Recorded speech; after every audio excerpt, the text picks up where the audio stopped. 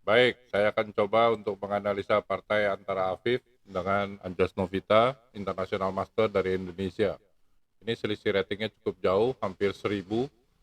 Afif Michael, Afif Mikael, 1362, sedangkan International Master Anjas Novita 2287.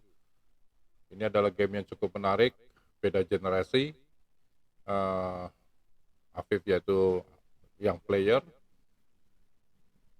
Anjas juga pemain yang sudah cukup lama ya di kancah percaturan dunia internasional.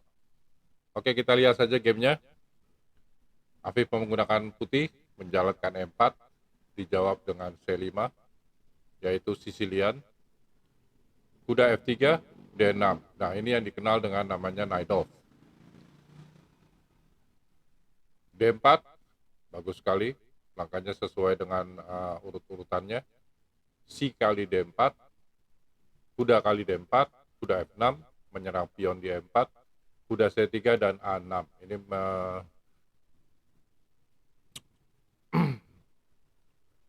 mencegah, mengontrol petak B5, gunanya langkah A6. Ini yang disebut dengan starting positionnya Sicilian Najdorf. Dan di sini putih jalan. Tentunya ada banyak pilihan langkah. Seperti biasa, setiap opening ada line untuk agresif, yaitu tactical, dan ada juga line untuk posisional, yaitu strategi. Langkah yang sedikit agresif yaitu Bishop C4, Bishop C4, Bishop G5, Bishop E3, atau F4. Ini sedikit lebih menyerang, ya lebih agresif. Sedangkan untuk yang uh, posisional atau strategi yaitu Bishop itu ini sering sekali dimainkan oleh Anatoly Karpov, G3 atau dan Castle ya nantinya. Kemudian uh, di game ini Afif memilih Bishop E3, dilanjut dengan E6 dan Bishop E2. Oke, Bishop itu artinya putih sudah siap untuk castle ke kick side. Sedikit kontradiksi karena sebenarnya Bishop itu tuh sedikit misplaced, tapi ada juga varian seperti ini. Hitam dilanjut dengan Bishop E7 dan putih menjalankan F3. Nah, di sini langkah F3 ini saya kurang begitu setuju ya karena ini ngeblok, langkah F3 ini memblok gajahnya tidak bisa ke sini di next move-nya ya. Dan gajah ini akan sia-sia di E2. Yang bagus sebenarnya jangan F2, jangan F3 tapi F4. The best move-nya di sini F4 terus castle. Ya karena F4 ini mencegah E5-nya, mengontrol petak E5 di daerah lawan. Nah, langkah blunder bukan blunder ya, inakurasi seperti F3 ini nanti putih akan menyebabkan putih kesulitan mengembangkan buah bishopnya. Bishop ini mau kemana? Kalau memang tadi ingin menjalankan F3, yaitu lebih baik mungkin bishopnya tadi sebelumnya larinya ke C4, ya, begitu. Oke, karena ini tadi sudah lanjur, ini sepertinya putih sudah siap prepare untuk castle long castle ya, sayap raja, sepertinya, gitu, karena dia menjalankan menteri D2. Akan tetapi di sini terlihat bahwa inkonsistensi akibat ketidaktahuan untuk bagaimana bermain dengan menggunakan Najdorf ini. Ya, sebenarnya posisi setup seperti ini akan lebih bagus jika gajah ini ada di sini dan putih akan castle dan ini akan terus maju terus ke depan.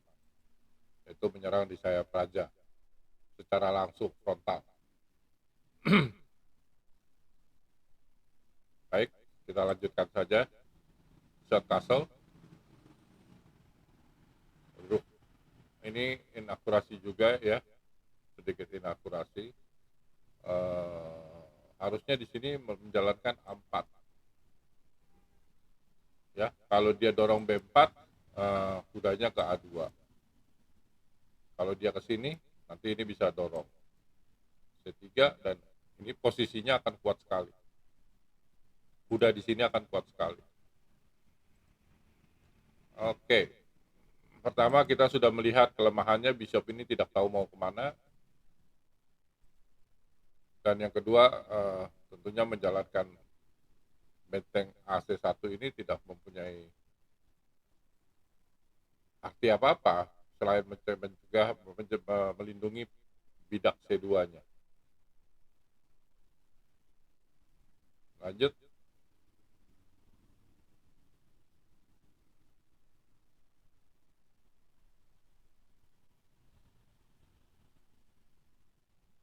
Ini pertukaran yang cukup berani.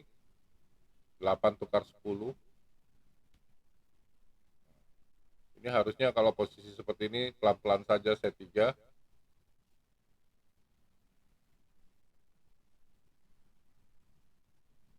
Nah, ini sebenarnya bisa dimakan ya. Nah, tapi mungkin putih takut. Kalau kita lihat di bar ini masih draw. Ya. Kenapa mungkin saya tidak tahu kenapa ini sampai tidak berani menjalankan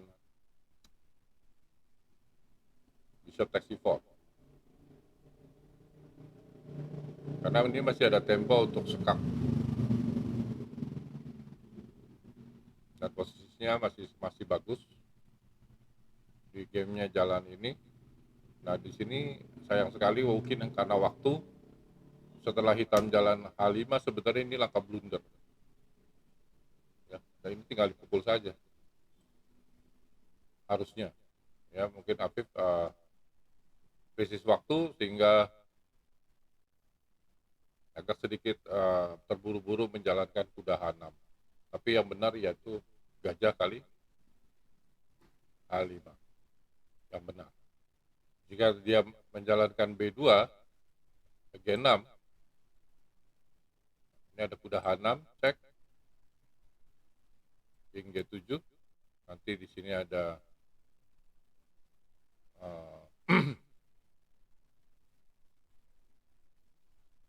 rook F1 atau bishop G4 ya, rook F1. Kalau dia makan seperti ini, wah ini malah bisa menang. Kenapa? Karena rook G2, cek. Kalau dia mundur, rook takes F6, dan ini sedikit tidak enak, dan ini sudah mulai hitam putih menang. Ya, mungkin terlewat karena krisis waktu tersebut. Kalau kita lihat barnya di sini sudah plus ya, sudah plus. Ini artinya putih unggul banyak ini. Kalau dia makan juga, nah ini membuka posisi rajanya, dan ini sebenarnya itu tidak gratis, tapi tentunya ada pemukulan yang terjadi di sini. Nah, di sini posisinya agak sedikit susah karena buat hitam rajanya terjepit dan hanya bisa lari ke sini. Kalau ini disekak dia lari ke sini dan ini ke E7 dan bentengnya makan ini, putih menang 2 perwira. Oke, sayang sekali, tapi ini pengalaman bagus buat Afif supaya kedepannya bisa lebih bagus lagi.